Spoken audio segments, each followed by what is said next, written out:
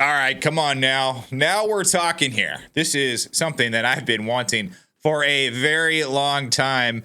Christmas just came early. The FBI has officially opened an investigation into our favorite attorney general, and you all know who that is. It is New York Attorney General Letitia James. This is brand new. The FBI opens formal criminal probe into New York AG Letitia James over alleged mortgage fraud. But what's even crazier about this is the taxpayer in New York may be on the hook for her defense. So imagine you have a attorney general who is corrupt. She gets into some trouble, and instead of having to pay for her own defense, yes, it's the taxpayer who is the victim of all the corruption, or one of the victims of all the corruption, that has to pay to bail her out. That's just kind of how our politics works at this point, it seems. But this story is pretty bonkers. Her past has been revealed, some of the untoward things that she's done, and I'm sure this is just the tip of the iceberg. I mean, this is just one of many. The Federal Bureau of Investigation and U.S. Attorney's Office in Albany have launched a criminal investigation to mortgage fraud claims against New York Attorney General Letitia James, says a source. And then we have the photo here of where she said this document here was signed by herself and her husband, but the problem here is that she lists her father as her husband. Now, there's something wrong with that because as far as I know, you can't marry your father, and if you do, that's just really, really weird, okay?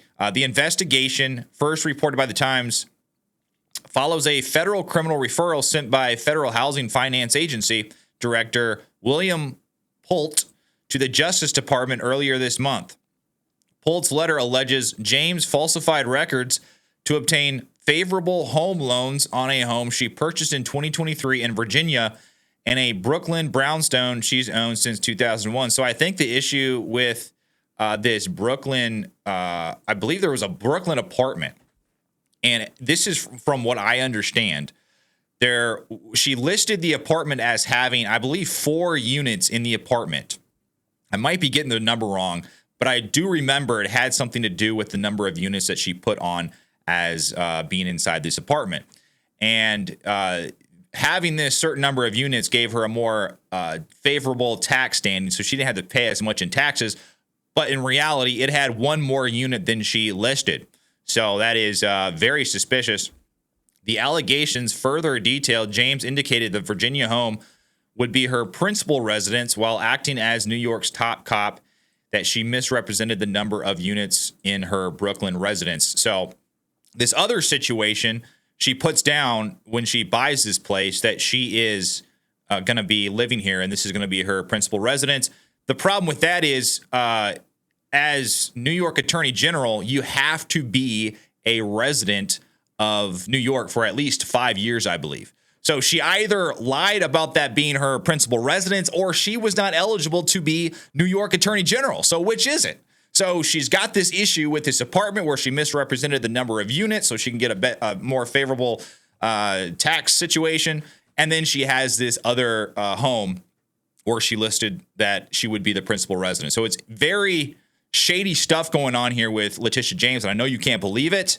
I mean, none of us can believe that Letitia James actually does shady things. This is absolutely shocking. But then it says that the FBI and Letitia James declined to comment. But that's not all, because it looks like the taxpayer in New York, so if you are from New York, you may be on the hook for her defense. How do you feel about that?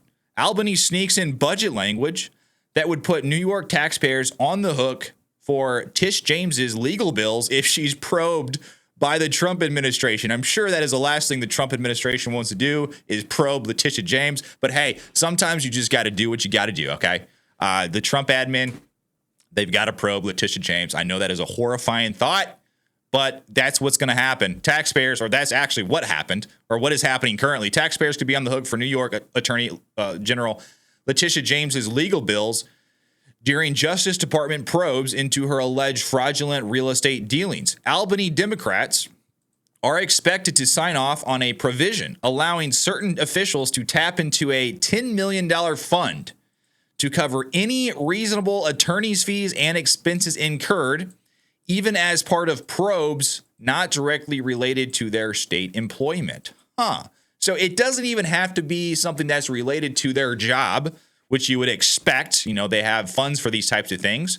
If it's something related to what you're doing as maybe a state employee or an elected official, they have funds for these types of things. They put specific language in this bill saying it doesn't have to be something that is related to your job as a state employee. If it's something in your, say, personal life where you did something corrupt and you misrepresented the number of units on an apartment to get better tax situation, we got that. You know what? The average person who works a job, who actually contributes to society, that person is going to pay your legal bills. Incredible. The language is being slipped into New York's operations budget bill, one of several expected to be made public and voted on starting Wednesday as the legislature moves to pass next year's fiscal plan. Multiple sources told the Post that the specific language in the bill would apply to James's looming legal fight. New York Republican State Committee Chairman Ed Cox quickly lashed out over the move to slip a legal bailout to James, calling it an outrageous abuse of power and a slap in the face to every New Yorker. Now, at this point, I feel like New Yorkers are kind of jaded. This thing is just kind of an everyday occurrence to them, so they're probably not even surprised. Quote, "This is what corruption looks like in plain sight, political insiders rigging the system to protect their own, while hardworking families get shortchanged." Quote, "Tish James used her office to wage partisan lawfare against her political opponents, and now New Yorkers are footing the bill for the consequences. Under New York law, current and former state employees can be reimbursed for legal fees to defend themselves against lawsuits directly related to their work while in office."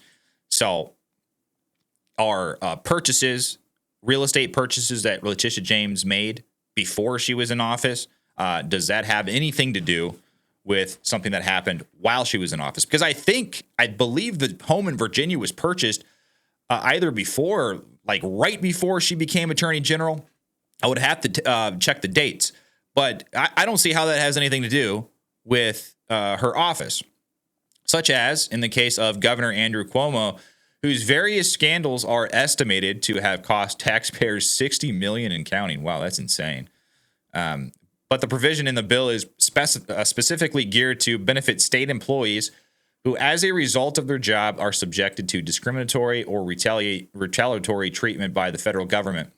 While the bill language shared with the Post doesn't mention James by name, it indicates state employees could be covered if the legally compulsive process was initiated by the feds after January 1st, 2025, meaning following President Trump's election. So we've got the taxpayer fund stepping in to help Letitia James. And I mean, come on, it's absolutely incredible.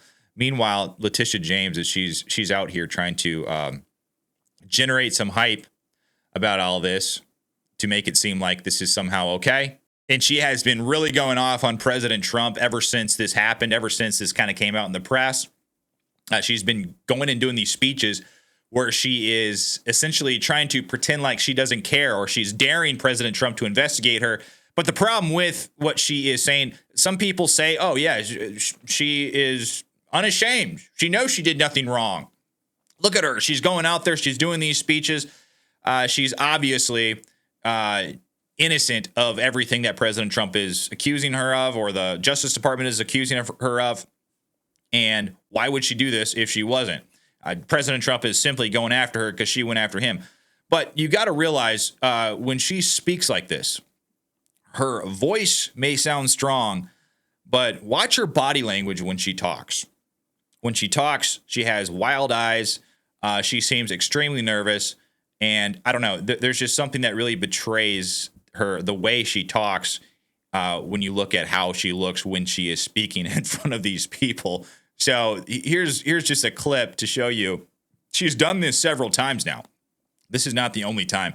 It was like been 2 or 3 times where she's gone up and she's directly referenced the Trump administration. She says, "Come after me. I don't care. Come after me." When You can really see in her face that she does care, and she does look like she is a little bit nervous about what's going on. Take a look. And you want me to sit in my seat and stand idly by and allow this craziness to happen?